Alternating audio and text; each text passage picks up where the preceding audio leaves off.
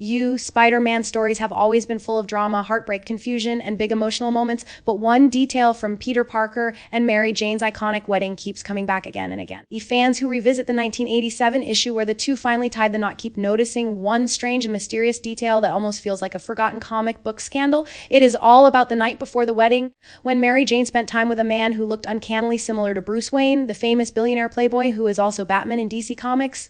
Even though the character in Marvel's comic was not officially Bruce Wayne, the similarities were so strong that many fans still wonder what exactly happened between MJ and this Bruce lookalike just hours before her marriage to Peter. This weird little subplot has become one of the most surprising and confusing things in Spider-Man history, and even today readers still talk about it as if it was a secret that Marvel tried to hide.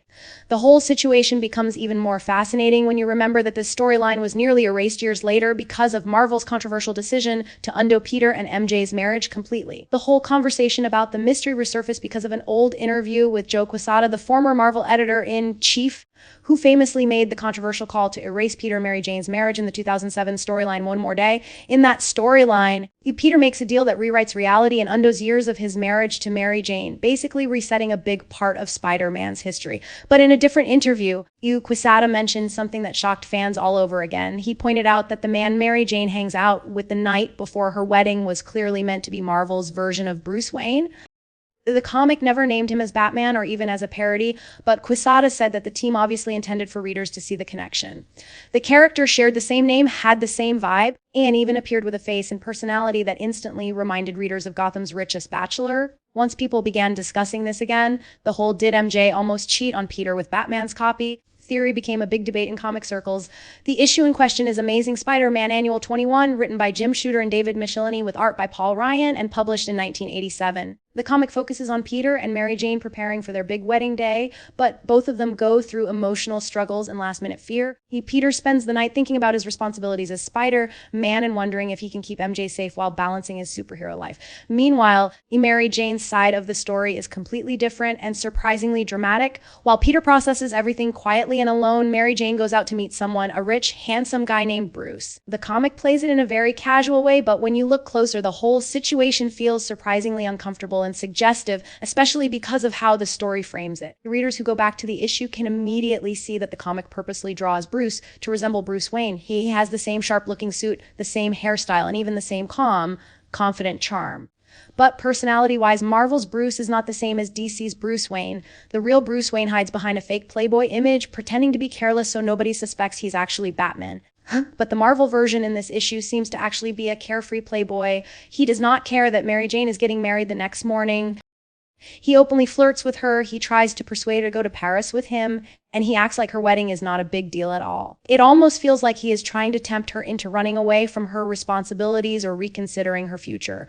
Unlike Peter, who is filled with worry and self-doubt, Bruce behaves like someone who lives a luxurious lifestyle and never thinks about consequences. The most interesting and controversial part of the story is that Mary Jane seems comfortable with Bruce. She talks to him, listens to him, and even lets him drive her around in his expensive red sports car. When readers see her interacting with him, it becomes clear that MJ still carries some of her old insecurities and doubts about settling down. She was always someone who got attention for her beauty and charm, and Bruce fits the type of man who might have been part of her life before she and Peter became serious. The issue tries to show that Mary Jane is scared of giving up her freedom, and Bruce represents the easy, glamorous life she could have if she chose it. But the comic also leaves space for readers to wonder whether MJ's connection with him was completely innocent or if something deeper happened during their night out. There is a moment where Peter becomes suspicious. MJ briefly mentions that she met a friend, but she uses a gender-neutral phrase, avoiding details. This happens right before she gets into Bruce's sports car. Peter does not investigate further, but as a reader, you cannot help but notice that the comic intentionally hides information from Peter and from us. The story does not show everything that happened between MJ and Bruce that night. It cuts from scene to scene, leaving gaps that allow readers to fill in the blanks themselves.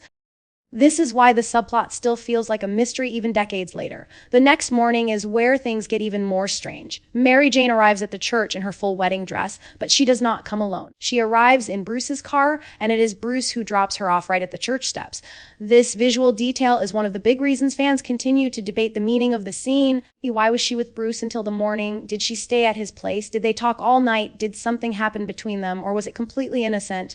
The comic never answers these questions. The panels simply show MJ stepping out of his car looking calm and ready to marry Peter. Because of how the comic frames it, readers often interpret it in different ways. Some believe nothing happened at all. They think MJ met Bruce, talked to him about her doubts, and he gave her one last ride before she committed to Peter. Others think the comic purposely left the door open to tease fans and add drama to the wedding issue.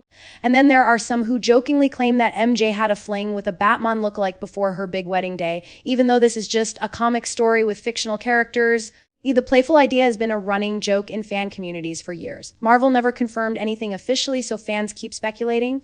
Joe Quesada's comment from 2010 only fuels the discussion. When he said he was sure the creators intended it to be Bruce Wayne, fans immediately started asking why Marvel would include such a strange cameo. Was it a friendly reference to DC? Was it a subtle parody? Or was it just a creative inside joke? Whatever the reason, the inclusion of that character makes the wedding storyline even more interesting.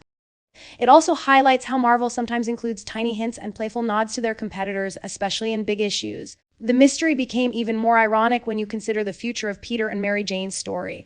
Their marriage, which took years to build and was extremely important to fans, it was erased from continuity by the storyline One More Day. That decision remains one of the most controversial in Marvel history because it changed the emotional stakes of everything Peter and MJ went through, including the wedding itself. So the question of what happened with MJ and Bruce before the wedding becomes even more pointless in the grand scheme of the Marvel timeline. But even if the marriage was undone later, the mystery remains one of the most unusual unresolved details Marvel ever slipped into a major comic issue. In the end, what makes the whole subplot so interesting is how subtle and open-ended it is. Marvel did not directly say that MJ did anything wrong, nor did they show her behaving in a clearly romantic way with Bruce. But they also did not make things very clear or innocent. They left hints, suggestions, and visual cues that encourage readers to wonder and debate. This is what makes comic stories fun.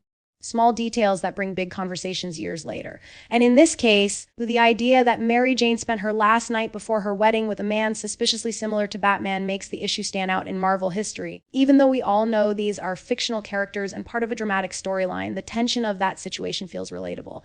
People often have doubts before major life events, and MJ's confusion symbolizes her fear of commitment and letting go of her independent life. Bruce simply served as a symbol of temptation, glamour, and everything she could choose instead.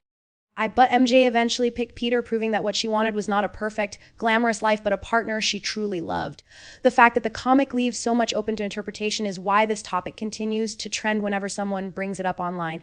This story might never get a clear answer from Marvel, especially after One More Day erased the wedding from continuity. But the mystery stays alive in fan discussions, and each time the issue resurfaces, people start talking again. Whether you see it as a near affair, a harmless night out, or simply a random comic cameo, it is still one of the most surprising and weirdest pieces of Spider-Man's long history. It is one of those tiny comic mysteries that nobody expected to become important, and yet fans still talk about it decades later like it was a major plot twist. The truth is simple as that Marvel left the door open on purpose, and fans walked right through it. And that's why this weird moment between Mary Jane and a Batman-like billionaire continues to be one of Marvel's strangest unsolved comic moments.